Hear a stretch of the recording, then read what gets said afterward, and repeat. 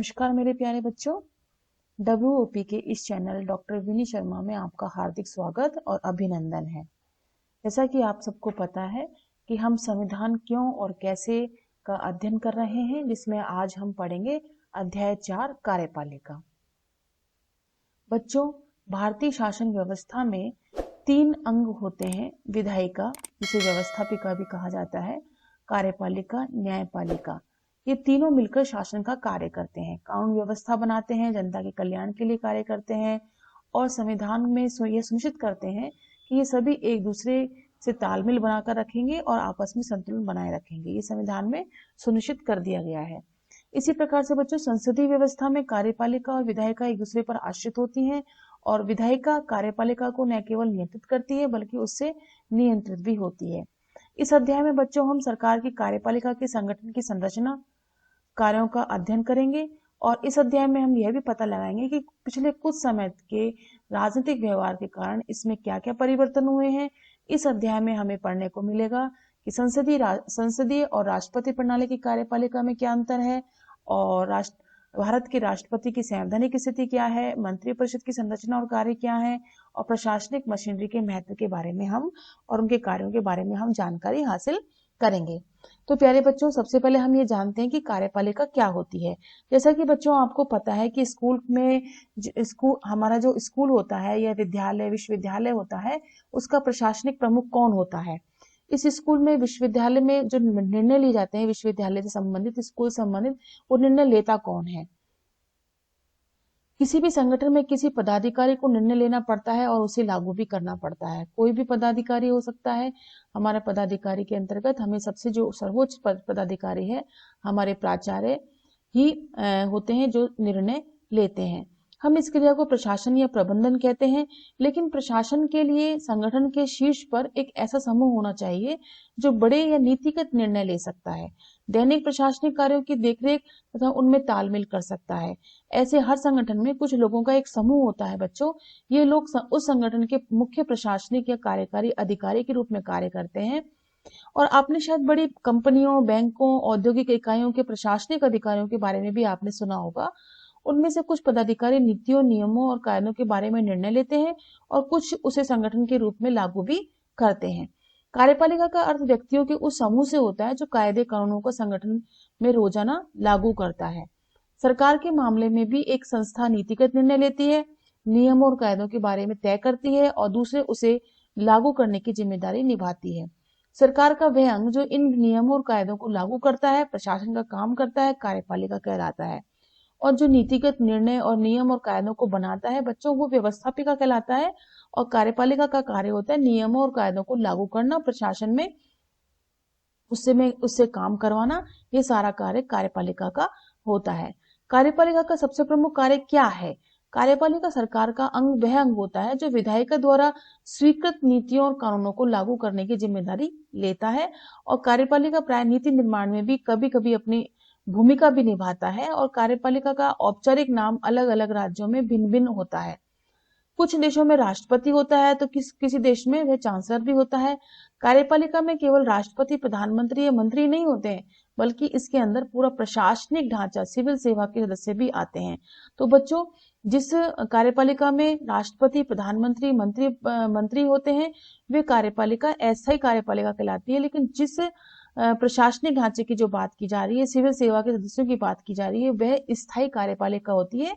यह कार्यपालिका अपने सेवानिवृत्ति तक बनी रहती है। सरकार के प्रधान और उनके मंत्रियों को राजनीतिक कार्यपालिका कहते हैं और वे सरकार की सभी नीतियों के लिए उत्तरदायी होते हैं। लेकिन जो लोग रोज रोज के काम करते हैं, प्रशासनिक कार्य करते हैं, वे स्थायी कार्यपालिका के अंतर्गत आते हैं। तो बच्चों, हमने देखा कार्यपालिका क्या होती है, कार्यपालिका हमने समझा। अब कार्यपालिका कितने प्रकार की होती है, अब इसको हम समझने का प्रयास करते हैं। सभी देशों में एक ही तरह की कार्यपालिका नहीं होती है। आपने अमेरिका के राष्ट्रपति और इंग्लैंड की महारानी के बारे में भी सुना होगा। लेकिन अमेरिका के राष्ट्रपति की शक्तियां और कार्य भारत के राष्ट्रपति की शक्तियों से बहुत अलग होते हैं। इसी प्रकार इंग्लैंड की महारानी की शक्तियां भूटान के राजा से भिन्न है। भारत और फ्रांस दोनों ही देशों में प्रधानमंत्री हैं, पर उनकी भूमिकाएं भी अलग अलग हैं। ऐसा क्यों है? इस प्रश्न का उत्तर देने के लिए हम इनमें से कुछ देशों की कार्यपालिकाओं की प्रकृति पर हम प्रकाश डालते हैं। सबसे पहले हम देखते हैं अमेरिका में अध्यक्षात्मक व्यवस्था और कार्यकारी शक्तियां राष्ट्रपति के पास हैं। अध्यक्षात्मक शासन व्यवस्था है अमेरिका में, वह राष्ट्रपति सर्वोच्च होता है और यहाँ पे कार्यकारी शक्तियां किसके पास होती हैं? राष्ट्रपति के पास होती हैं। कनाडा में संसदीय लोकतंत्र और संवैधानिक राजतंत्र है, जिसमें महारानी एलिजाबेथ द्वितीय राज्य की प्रधान और प्रधानमंत्री सरकार का प्रधान होता है। राज्य का प्रधान कौन होता है? एलिजाबेथ होती है, मतलब महारानी होती है, और प्रधानमंत्री जो होता है वो सरकार का प्रधान होता है। फ्रांस में राष्ट्रपति और प्रधानमंत्री अर्ध अध्यक्षात्मक व्यवस्था के हिस्से होते हैं। राष्ट्रपति प्रधानमंत्री अन्य मंत्रियों की नियुक्ति करता है, पर उन्हें पद से हटा नहीं सकता है क्योंकि वे संसद के प्रति उत्तरदायी होते हैं। जापान में संसदीय व्यवस्था है, इसमें राजा देश का और प्रधानमंत्री सरकार का प्रधान होता है। इटली में एक संसदीय व्यवस्था है, इसमें राष्ट्रपति देश का और प्रधानमंत्री सरकार का प्रधान होता है। रूस में एक अध्यक्षात्मक व्यवस्था है, जिसमें राष्ट्रपति देश का प्रधान होता है और राष्ट्रपति द्वारा नियुक्त प्रधानमंत्री सरकार का प्रधान होता है। जर्मनी में एक संसदीय व्यवस्था है, जिसमें राष्ट्रपति देश का नाम मात्र का प्रधान होता है और चांसलर सरकार का प्रधान होता है। तो बच्चों, इस प्रकार से हमने अलग अलग देशों के बारे में देखा कि देश का प्रधान अलग है और सरकार का प्रधान अलग है, और कहीं अध्यक्षात्मक सरकार है तो कहीं अर्ध अध्यक्षात्मक सरकार है और कहीं पर संसदीय व्यवस्था यानी संसदात्मक सरकार है। अब हम देखते हैं अध्यक्षात्मक व्यवस्था में राष्ट्रपति, राज्य और सरकार दोनों का ही प्रधान होता है। इस व्यवस्था में सिद्धांत और व्यवहार दोनों में राष्ट्रपति पद बहुत ही शक्तिशाली होता है, जैसा कि हम अमेरिका का उदाहरण देख सकते हैं, ब्राजील का उदाहरण देख सकते हैं और लैटिन अमेरिका का भी उदाहरण हम देख सकते हैं। संसदीय व्यवस्था में प्रधानमंत्री सरकार का प्रधान होता है। अधिकतर देशों की यदि हम बात करें तो इसके अंतर्गत संसदीय व्यवस्थाओं में एक राष्ट्रपति या राजा होता है जो देश का औपचारिक या नाम मात्र का प्रधान होता है। इस व्यवस्था में राष्ट्रपति या राजा की भूमिका मुख्यतः अलंकारिक होती है और प्रधानमंत्री तथा मंत्रिमंडल के पास वास्तविक शक्ति होती है। जर्मनी, इटली, जापान, इंग्लैंड और पुर्तगाल आदि देशों में यह व्यवस्था है और अर्ध अध्यक्षात्मक व्यवस्था में राष्ट्रपति और प्रधानमंत्री दोनों ही होते हैं, लेकिन संसदीय व्यवस्था के विपरीत उसमें राष्ट्रपति को दैनिक कार्यों के संपादन में महत्वपूर्ण शक्तियां प्राप्त हो सकती हैं। इस व्यवस्था में कभी कभी राष्ट्रपति या प्रधानमंत्री दोनों ही एक दल के हो भी सकते हैं, लेकिन जब कभी वे दो अलग अलग दलों के होते हैं तो उनमें आपस में विरोध हो सकता है। फ्रांस, रूस और श्रीलंका में ऐसी ही व्यवस्था है। अब बच्चों, हम ऊपर देखें कि देखो हमें किस प्रकार से कार्यपालिका के प्रकार के बारे में समझाया गया है कि सामूहिक नेतृत्व के सिद्धांत पर आधारित जो दो प्रणाली है वो है संसदीय और अर्ध अध्यक्षात्मक, और एक व्यक्ति के नेतृत्व के सिद्धांत पर आधारित प्रणाली है अध्यक्षात्मक सरकार। संसदीय सरकार, जिसमें कि हमने भारत का उदाहरण देखा, सरकार के प्रमुख के रूप में आमतौर से प्रधानमंत्री होता है। वह विधायिका में बहुमत दल का नेता होता है और विधायिका के प्रति जवाबदेह होता है और देश का प्रमुख इनमें से कोई भी हो सकता है। अब आती है अर्ध अध्यक्षात्मक की बात। राष्ट्रपति देश का प्रमुख होता है और प्रधानमंत्री सरकार का प्रमुख होता है और प्रधानमंत्री और उसका मंत्री परिषद विधायिका के प्रति जवाबदेह होता है। और इस अर्ध अध्यक्षात्मक में राष्ट्रपति और प्रधानमंत्री एक दल के भी हो सकते हैं और अलग अलग दल के होते हैं। अलग अलग दल के होने की स्थिति में दोनों में विरोधाभास संभव हो जाता है। अध्यक्षात्मक सरकार, जो कि हमने अमेरिका में हम देखते हैं, इसमें राष्ट्रपति देश का प्रमुख होता है, यही सरकार का भी प्रमुख होता है और राष्ट्रपति का चुनाव आमतौर पर प्रत्यक्ष मतदान द्वारा करवाया जाता है। वह विधायिका के प्रति जवाबदेह नहीं होता, विधायिका यानी संसद के प्रति जवाबदेह नहीं होता। राजा एक संवैधानिक राजतंत्र है, राष्ट्रपति संसदीय गणतंत्र के अंतर्गत आता है और दोनों ही औपचारिक शासन प्रमुख होते हैं और ये दोनों पद जो हैं अलंकारिक पद होते हैं। अब बात करते हैं बच्चों श्रीलंका की अर्ध अध्यक्षात्मक कार्यपालिका की। 1978 में श्रीलंका के संविधान का संशोधन करके अध्यक्षात्मक कार्यपालिका लागू की गई। इस प्रणाली में जनता प्रत्यक्ष रूप से राष्ट्रपति को चुनती है। यह संभव है कि राष्ट्रपति और प्रधानमंत्री एक ही दल के हो या अलग अलग दल के, ये दोनों संभव हो सकते हैं। संविधान राष्ट्रपति को व्यापक शक्ति देता है। राष्ट्रपति संसद में बहुमत वाले दल के सदस्यों में से प्रधानमंत्री को नियुक्त करता है। यद्यपि मंत्रियों के लिए संसद का सदस्य होना अनिवार्य है, लेकिन राष्ट्रपति प्रधानमंत्री और दूसरे मंत्रियों को हटा सकता है। राष्ट्रपति जो होता है वो प्रधानमंत्री और दूसरे मंत्रियों को हटा भी सकता है। राज्य का निर्वाचित प्रधान सशस्त्र सेनाओं का प्रधान सेनापति होने के अतिरिक्त राष्ट्रपति सरकार का भी प्रधान होता है। मतलब जो राष्ट्रपति जनता के द्वारा चुन करके आया है वह किसका प्रधान होता है? राज्य का निर्वाचित प्रधान होता है, सशस्त्र सेनाओं का प्रधान भी होता है, सेनापति के अतिरिक्त राष्ट्रपति सरकार का प्रधान भी होता है। राष्ट्रपति 6 वर्ष के लिए चुना जाता है श्रीलंका में, और उसे संसद की कुल सदस्य संख्या के 2/3 बहुमत के प्रस्ताव से हटाया भी जा सकता है। किसके? संसद की कुल सदस्य संख्या के 2/3 बहुमत के आधार पर।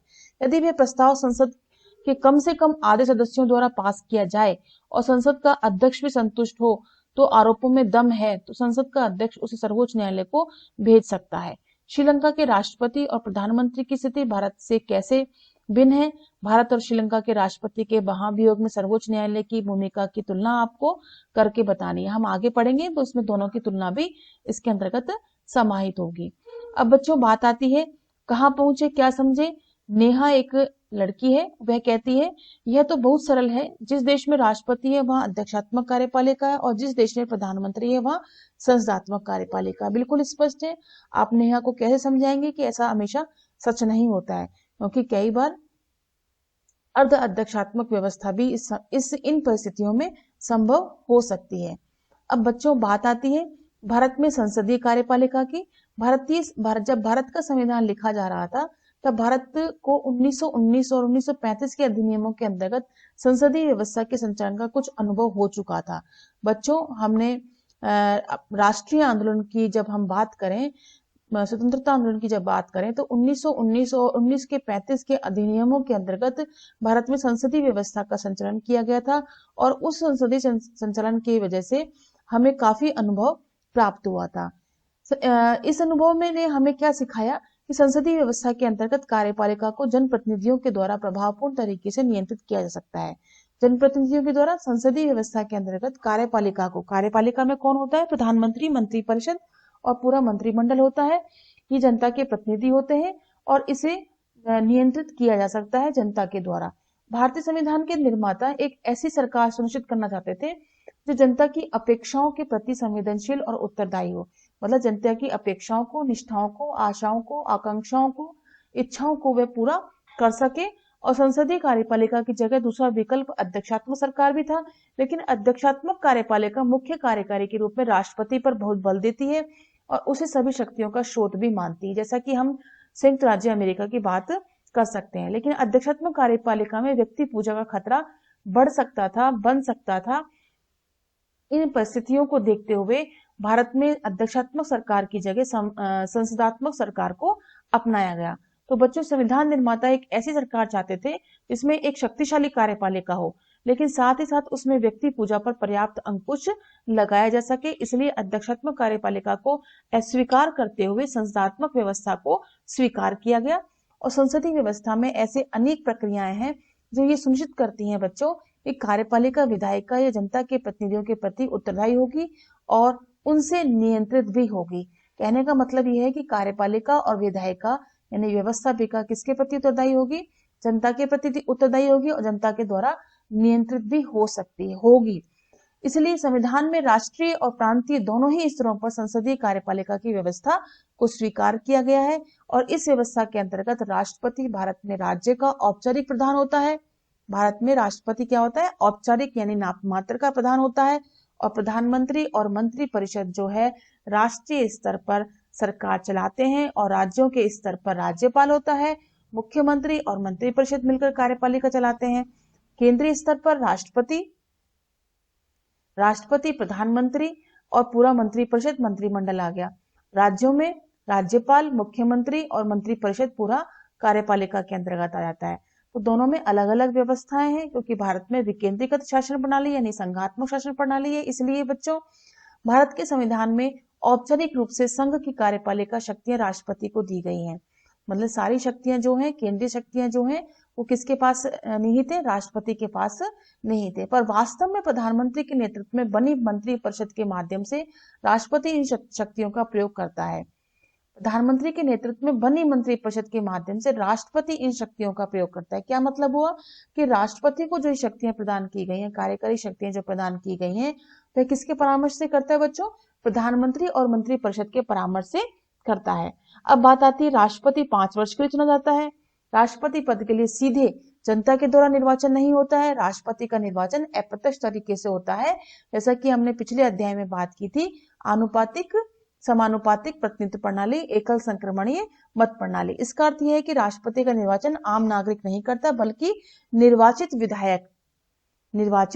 विधायक यानी जो एमएलएज होते हैं और एमपीज होते हैं, सांसद यानी MPs, member of parliament, MLAs member of legislature, राज्यों के जो विधायक होते हैं वो, और सांसद जो कि संसद के सांसद होते हैं, वो मिलकर के निर्वाचित करते हैं। किसको निर्वाचित करते हैं? राष्ट्रपति को निर्वाचित करते हैं। अर्थात अप्रत्यक्ष रीति से इनका चुनाव होता है।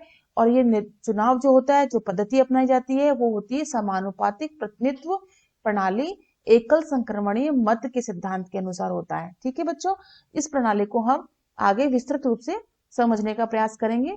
केवल संसद ही राष्ट्रपति को महाभियोग की प्रक्रिया के द्वारा उसके पद से हटा सकती है। क्या बात आई इसमें कि राष्ट्रपति को महाभियोग के द्वारा ही हटाया जा सकता है और किसी प्रक्रिया के द्वारा नहीं हटाया जा सकता, और उसको हटाने का कार्य कौन करेगा? संसद ही करेगी। पिछले अध्याय में हमने पढ़ा कि इस प्रक्रिया के लिए संसद में विशेष बहुमत की आवश्यकता होती है। महाभियोग केवल संविधान के उल्लंघन के आधार पर ही लगाया जा सकता है। यदि राष्ट्रपति ने संविधान का उल्लंघन किया है तभी महाभियोग लगाया जा सकता है, अन्यथा नहीं। हम देखें बच्चों, अनुच्छेद 74(1) क्या कहता है? राष्ट्रपति को सहायता और सलाह देने के लिए एक मंत्रिपरिषद होगी, जिसका प्रधान प्रधानमंत्री होगा, और राष्ट्रपति अपने कृत्यों का प्रयोग करने में ऐसी सलाह के अनुसार ही कार्य करेगा। यानी राष्ट्रपति मंत्रिपरिषद और प्रधानमंत्री से ही सलाह के बाद ही कार्य करेगा। परंतु राष्ट्रपति मंत्रिपरिषद से ऐसी सलाह पर पुनर्विचार करने को कह सकता है, और राष्ट्रपति ऐसे पुनर्विचार के पश्चात दी गई सलाह के अनुसार ही कार्य करेगा। अगर राष्ट्रपति को किसी प्रकार से मंत्रिपरिषद सलाह देती है और राष्ट्रपति अपने विवेक के अनुसार यह कहता है कि मंत्रिपरिषद वापस से इस पर पुनर्विचार करे, और उसके बाद वापस अगर मंत्रिपरिषद सलाह देने के बाद जब वो सलाह दी जाती है, तो राष्ट्रपति को अंततः उसी सलाह के अनुसार ही कार्य करना होता है। तो कहने का तात्पर्य यह है बच्चों कि राष्ट्रपति जो भी कार्य करेगा वह मंत्रिपरिषद और प्रधानमंत्री की सलाह से ही कार्य करेगा। इस कथन में जिस शब्द ही का प्रयोग किया गया है, क्या आप उसका अर्थ जानते हैं? उसका अर्थ यह है कि राष्ट्रपति मंत्रिपरिषद की सलाह मानने को बाध्य है। ही का मतलब क्या हुआ? कि वो बाध्य है। राष्ट्रपति की शक्ति पर उठे विवाद के कारण संविधान का संशोधन करके ये स्पष्ट कर दिया गया कि राष्ट्रपति मंत्रिपरिषद की सलाह मानने को बाध्य है। बाद में एक और संशोधन के द्वारा यह निर्णय लिया गया कि राष्ट्रपति मंत्रिपरिषद को अपनी सलाह पर एक बार पुनर्विचार करने के लिए कह सकता है, लेकिन उसे मंत्रिपरिषद के द्वारा पुनर्विचार के बाद दी गई सलाह को ही मानना पड़ेगा। सबसे बड़ी बात, राष्ट्रपति एक बार उस विषय के लिए दोबारा सलाह का आग्रह कर सकता है, लेकिन जब मंत्रिपरिषद पुनः वही सलाह दे दे या किसी प्रकार संशोधन करके अगर सलाह देती है, तो उसको वो मानने के लिए बाध्य ही होना पड़ेगा। तो बच्चों, इस प्रकार से हमने क्या देखा? हमने देखा कि राष्ट्रपति जो है वो कार्यपालिका का प्रधान तो है, लेकिन वह प्रधानमंत्री से सर्वोच्च होते हुए भी वह मंत्रिपरिषद और प्रधानमंत्री से ली गई सलाह के आधार पर ही कार्य करेगा। तो देश का जो अध्यक्ष होगा वो राष्ट्रपति, और देश का जो प्रधान होता है, सरकार का जो प्रधान होता है, वो प्रधानमंत्री कहलाता है। राष्ट्रपति 5 वर्ष के लिए चुना जाता है और प्रधानमंत्री भी 5 वर्ष के लिए ही चुने जाते हैं। अब बच्चों, बात आती है राष्ट्रपति की शक्ति और स्थिति की। बच्चों, इसको हम अगले वीडियो में समझने का प्रयास करेंगे, जानेंगे कि राष्ट्रपति की शक्ति और स्थिति क्या है, और उसके बाद हम आपसे उसके बाद हम ये बताने का प्रयास करेंगे कि राष्ट्रपति की शक्ति और स्थिति को किस प्रकार से मजबूत बनाया गया है। और इसी के साथ ये वीडियो हमारा यहीं समाप्त होता है। धन्यवाद। अगले वीडियो तक के लिए आपसे विदा लेते हैं।